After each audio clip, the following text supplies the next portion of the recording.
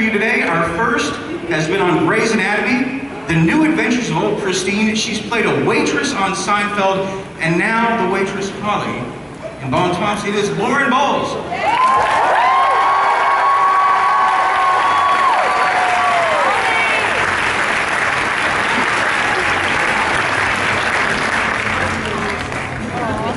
Yep.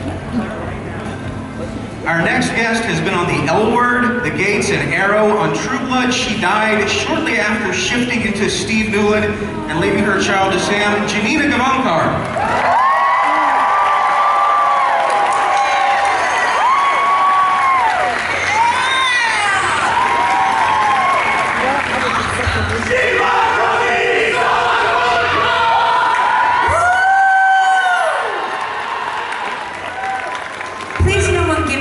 Caffeine, okay? Well played, sir. Who's next? Our next guest has graduated from the Juilliard School of Drama. She made her film debut starring in How She Moved, and she now plays Tara Thornton, who I think has been in more episodes than anyone else. Rutina Wesley.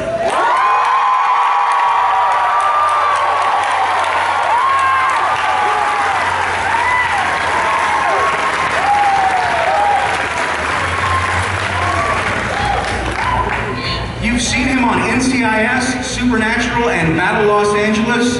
He left Bon Thompson after asking his vampire girlfriend to wipe his mind. Jim Parrack.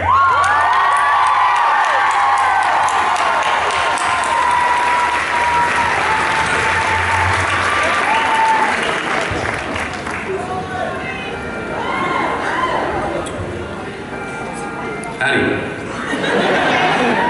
He's been on Lost, Ugly Betty, and stars in Defiance. On True Blood, he played a werewolf named Cooter. It is Grant Bowler.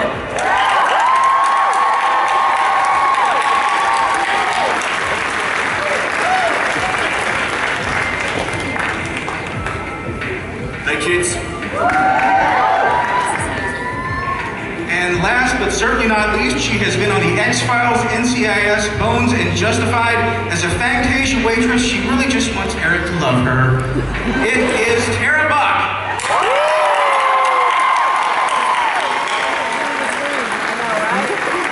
Hey guys. Hey girls. And zombies. All right, so when we talked to you yesterday, most of you said you just got here. For a lot of you, this is your first DragonCon. How is it so far? Amazing. I was gonna say fucking nuts!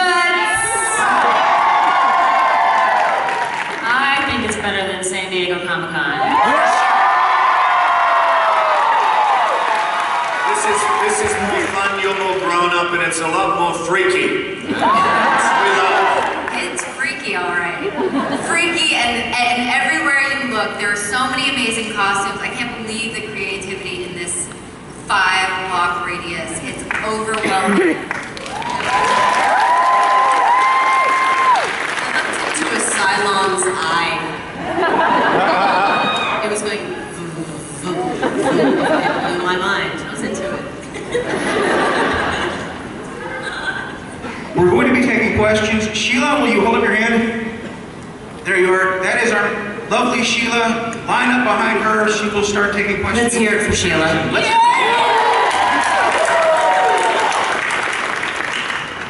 So for those of you that came into the show after it had already been established, what was it like coming in on this show? What is the cast like? It's got to be a little intimidating coming in on a show like this. First, I have a question. Who in this group was with us yesterday for our panel? Raise your hands. Oh, that's okay, so we can, all right. It's 18. Okay. We can repeat all of our answers. Retread. No, it's good to know.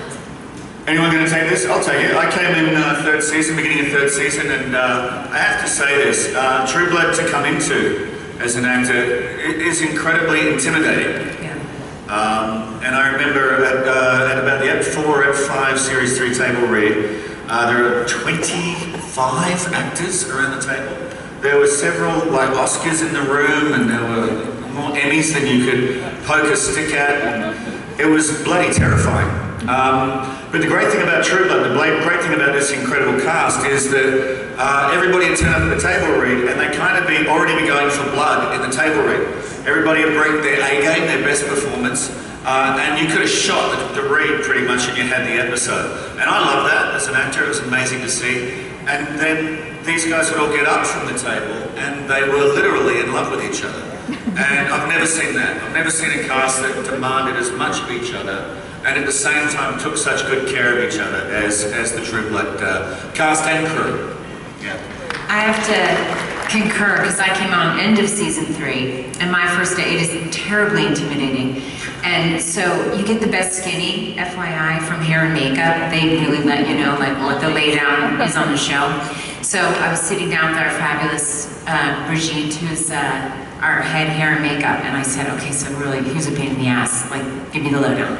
And she went, not a one. And I went, no, wait, come on, there's gotta be someone I need to like stay clear of. And she said, no, I swear to God, there's not one bad apple amidst the cast. If you are, you don't last long. And it's the absolute truth. Really it is. It's not bullshit. Everyone is really from the top down awesome, so. Yes. People kind of say that on every show, but they don't always mean it. On this show, it really kind of is a special place. And, you know, when you leave, you have to remind yourself that you're leaving into a world where that's not actually a norm. It's special. It is truly special. Yeah. Yeah, I mean, there's a lot of love. When I came on before it started airing, so I didn't really know what to expect, but I knew who the other, you know, and Anna was on the show, and I had a lot of respect for her, and I knew that Alan Ball was, I mean, I've been a huge fan of Alan Ball's long before True Blood started, so I couldn't wait to work on the show. And then everybody was so unbelievably nice and cool, I couldn't believe it. I felt like, wait a minute, I thought this was going to be scary and intimidating and really... I suppose it's convenient that if you are a pain in the ass, it could kill you.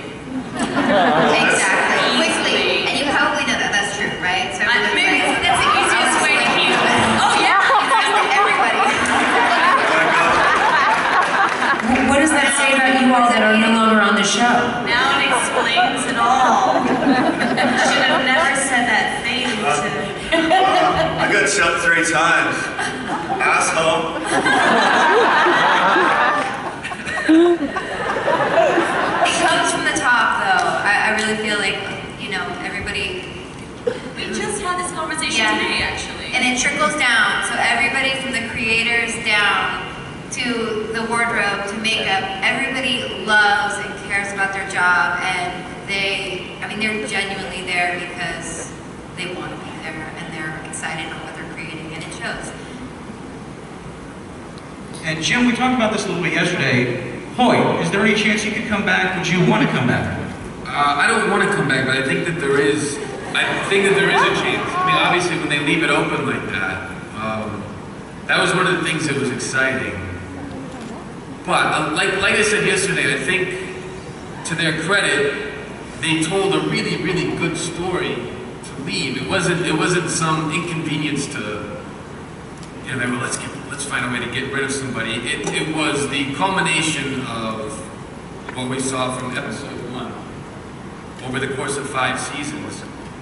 And I think that to go back would probably be for the sake of some television convention, to give a little spurt of, oh, guess who's back? And I think that in a way that would do a disservice to how thoughtful the constructing of the first, of the whole story we told. So I have never enjoyed working on a show or with a group of people as much as I did. And it was a tough thing to say bye-bye to the character. We were driving away from the lot that day, and I called my wife and said, you know, I'm gonna see the guys somewhere. I said, it just dawned on me, like I'm never gonna be in touch with Hoyt again. And kind of say goodbye, and it was tough. And maybe that's why I don't want to come back, because I don't want to rehash that thing. I don't know. But yeah, I could. He's a sensitive bugger, isn't he? No. Well, Janina, you were talking about Luna. We haven't actually seen her body be buried or anything like that. Yeah, I mean, I don't know. You know, I found out I was going to die way before I died. So I was very ready to go when she did. And actually, we shot a whole death scene at the end of season 5, but they cut it. So I had to come back and re-die and at the beginning of 6. But same thing, you know. I'm so happy with what I got to do and being in love with Sam the way that my character was. I really loved it, and you know, if she's dead, she's dead. That's okay. People die on that show, it's alright. You know, if she wants to come back and stir the pot and be like, Nicole who? I'm sorry, who? Okay. I mean, that'd be fun, but yeah. Also, I think Journey's really, really great. Everything I've seen her, she's great, so yeah, that'd be fun. But if it doesn't happen, it's totally okay. I'll still watch every episode and love it. And Grant, what about Cooter? What do you think about the way that Cooter was? I couldn't believe that he died. He was such a good guy. He was great with kids. No, you got to understand with Cooter, every drug that Cooter took was taking one out of the hands of a child. He's doing it for the kids. Every vampire he tortured and killed, he did it for humanity. People didn't understand that, and I'm talking about you. Look, I came on for 7, and the beautiful thing about playing Cooter was, I kind of, when we kind of struck the deal, I said to Alan, you know, so how many? And he said 7. And I said, what happens to him? And he said, he dies. I said, like dead? Because, you know, it's true. And he goes, dead. And I go, so permission to be as horrible as humanly possible. Permission, right? So, you know, I always knew, like, if we had turned around after, like, toward the end of season 3, and they went, oh, now Cooter finds, you know, religion, I'd be cool. Because I would have barked all the way up the wrong tree. Like, I really wanted to play a character who was so nasty that there was nothing you could do but kill him. That's what I wanted to do, and had a ball doing that. Yeah. I want to know that my favorite line ever uttered on the show was, "Who killed my Cooter?" Best line ever. It's so dirty. Doesn't it sound dirty?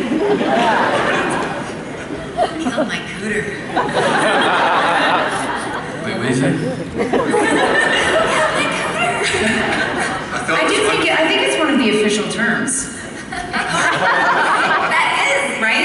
It's official. Yes, no? Yeah. In Webster's, right after vagina, the first definition is Cooter.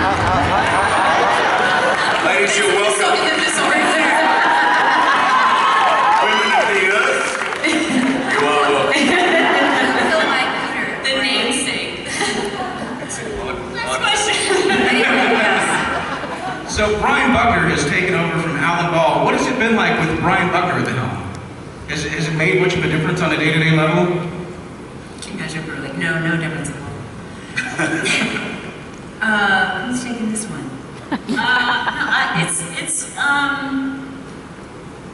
There hasn't really been a difference because I think Alan set such a precedent, and we set right away that we're just sort of continuing on with his vision. I mean, you know, Bucky's going to have his take on it too, but for the most part, we are staying in our lane.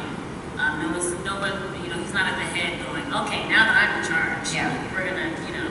Also, Bucky was on for the pilot. That's the main thing, is that, and that was Alan's big things. There were a couple of the writers that were on from the very beginning, so he felt so confident that they knew the show as well as he did, and Bucky's been awesome. Yeah, he's family, and so it's just like, it just was a seamless kind of transition. Miss Allen, though, seeing him around, his presence is so powerful. He's actually, I'm intimidated by him. I'm always like really meek around him, but I just miss his energy, you know, because he started this whole thing. So, but it's been crazy. I used to be intimidated by him, but then the first time I was on an episode where he was on set, I was like, what? I looked over his shoulder at his laptop, and he was looking at awkward family photos. I was like, I've never seen it before, so I was like, what are you looking at? And these, oh, it's great. And then I was like, this is where your character is falling out of your brain because you're seeing they exist. And so then you kind of demystify them. I was like, you're just weird. You're like you. I don't like you. That helps. Lauren, you were on a show that's made a tremendous cultural impact, Seinfeld. You played a waitress on Seinfeld. This is true. I've got two questions. Number one, did you in fact give George the finger? And what is Seinfeld, how does Seinfeld compare to working on a show like this? Oh my God. How to compare, yeah. Seinfeld to True Blood. I don't think there is any comparison. I think Seinfeld was just awesome. It got me my SAG card, and I decided my waitress's name was Beatrice, and I think she was flipping George off. Because he was George. He deserved it. Little shit. No, Seinfeld was just awesome because it was, you know, it's 4 cameras, just a whole different beast. That's like the closest you come to doing sort of sitcoms to 9 to 5 as an actor. So, I mean, really, it's just like the easiest schedule, and it was great fun. It was a well-oiled machine by the time I came on, so it was just total pleasure. But y'all were saying yesterday, like, True Blood will have all-night shoots. It's really cool. Yeah. No, True Blood's much more like making a movie. We're sort of making a movie every episode, where you guys say, yeah, exactly, for months on end. The bonus of True Blood is because it's a cast of thousands, you know, no one's working really 17 days in a row necessarily, but, so you get days off, but when you have the days, they're really long. But when you're doing, you know, a 4-camera sitcom, it's much more humane hours, I would say. Sheila, do you have any questions?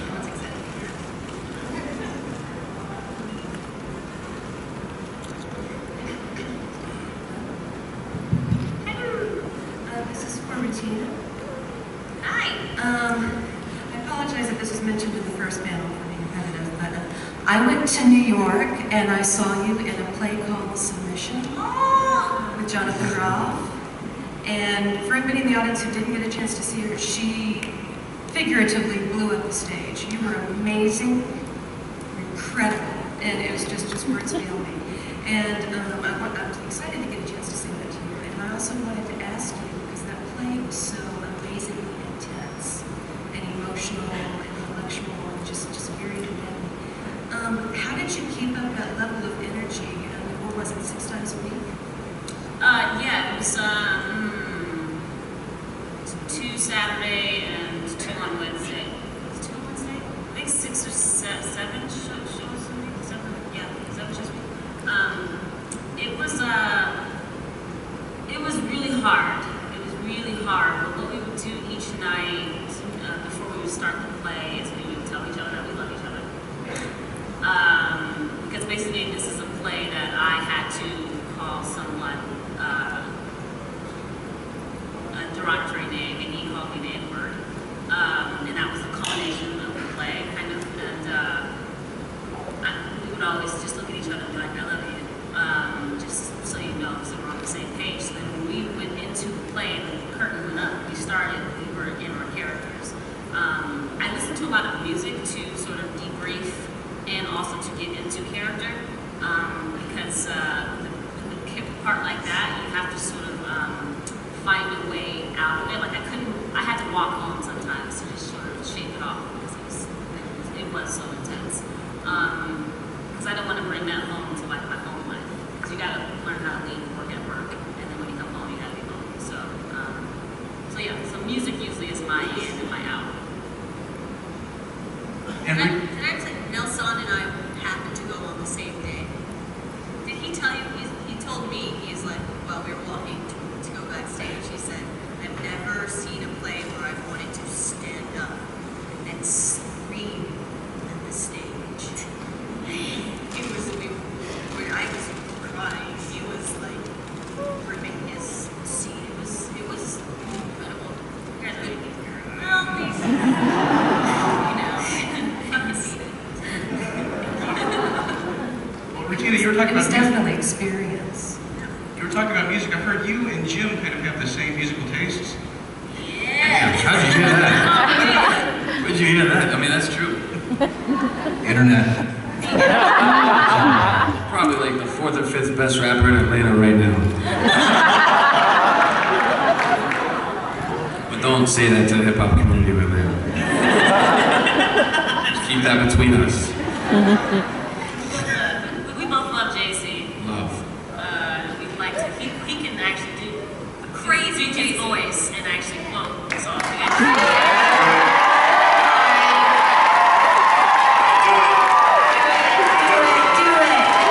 Welcome to Hollywood, baby. Okay, you want me to do that? We'll do that.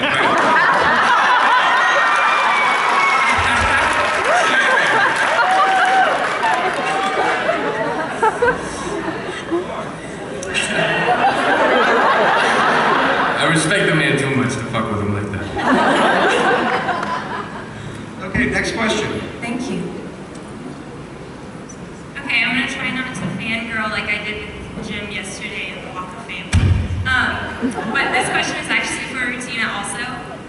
Many fans speculated that at the end of the season, they thought that, you know, your perfect, wonderful mother who has no fault was trying to infect you with feed. Yeah. What are your thoughts on that? I know. I saw that. That's been sort of coming out, and I was like, wait a minute, I didn't think about that. That's how they were gonna die. Am I dying? Am I dying? I don't know. I think, and I heard this from Bucky too in an interview. He said that it was genuine. He said that Lady Mae genuinely wanted to reconcile with her daughter. That scene was incredibly hard to do, but also very. I think it's my favorite and most challenging and like best scene I've ever done in all seasons.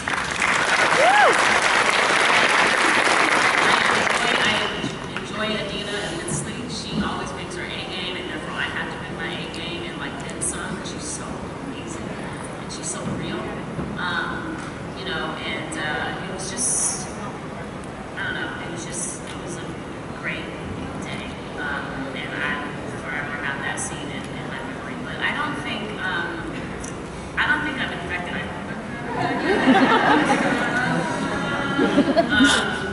But I think she meant it. She's like, let me feed you. I haven't fed you. It has to be genuine, but I think it's more powerful that way.